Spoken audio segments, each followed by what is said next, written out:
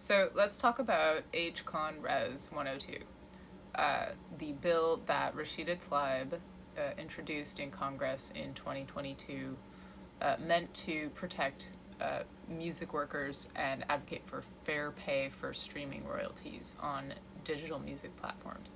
So if you don't know, musicians are paid starvation wages currently with the major streaming platforms, exploiting their labor and albums and withholding and gatekeeping distribution to reach fans and audiences. And this bill is a public record and statement saying that the government should advocate for royalties for musicians. And so let's talk about it. So why hasn't it gotten any movement?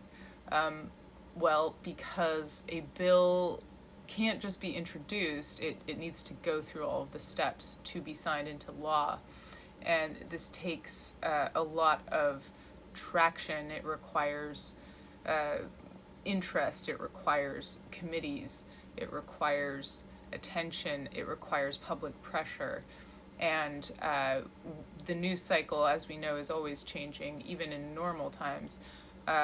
But most bills never make it out of the committee.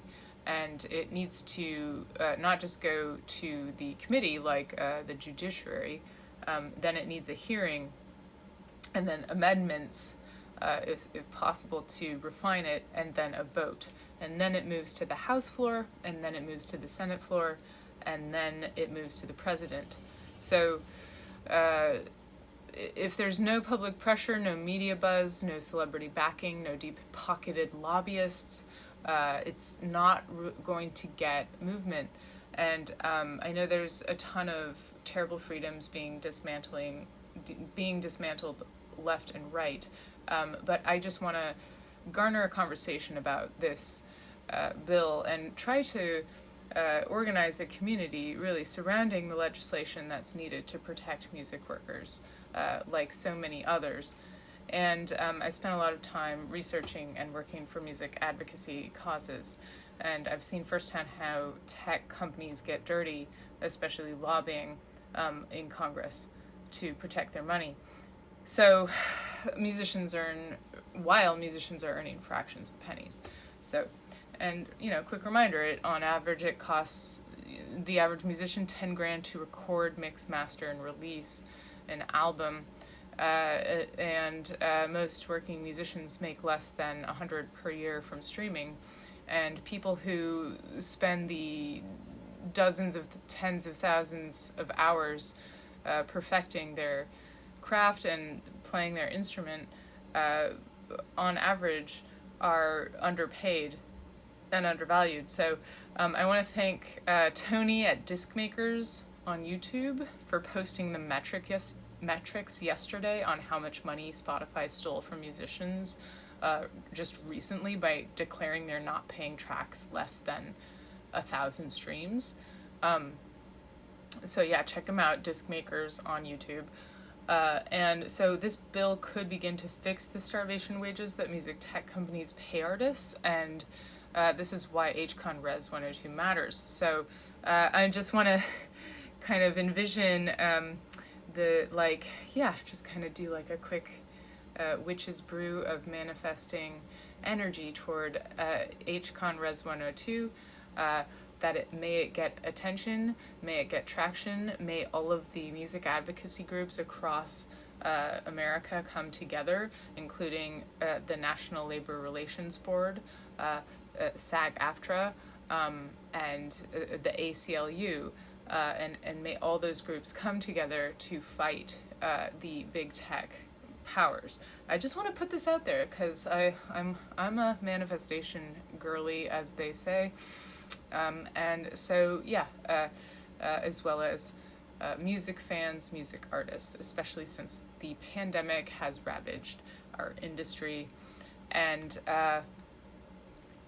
and quick note on the legal disenfranchisement of music labor historically. Let's not forget that musicians were stripped of labor rights in the Reagan era, during the antitrust, anti-union 80s, where the National Labor Relations Board actually reclassified musicians from employees under music labels to independent contractors. And so thereby, and it sounds more freelance, but therefore we collectively lost the ability to bargain for fair wages collectively. So now in the streaming economy, we're more disenfranchised and have 20 times the unpaid labor to do than we used to.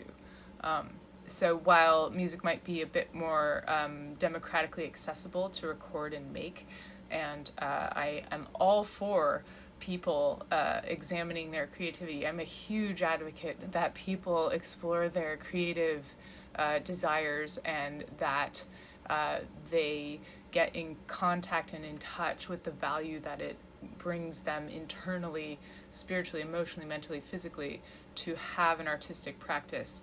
I can't tell you how much it has brought to my life. It is the honor of my life. It is the privilege.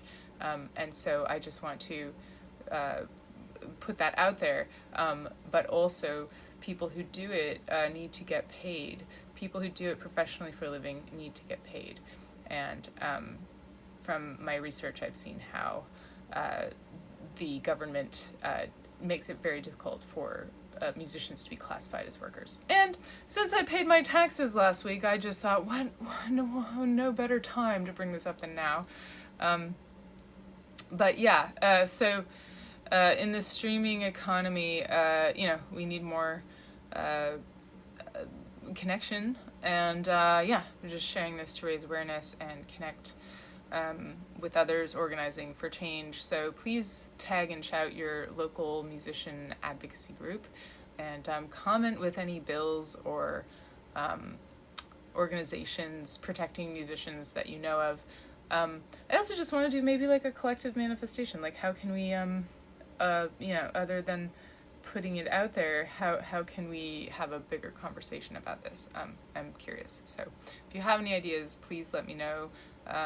Drop in the comments. Let's have a conversation on this. And if enough people care, Congress will listen. But we have to show them that we're paying attention, and we have to join hands. So I'll do another video on why songwriters and screenwriters can't strike together. It has to do with the 80s Reagan era ruling by the NLRB too. So yeah, thanks for paying attention, and please like and follow for more. And yeah, stay strong.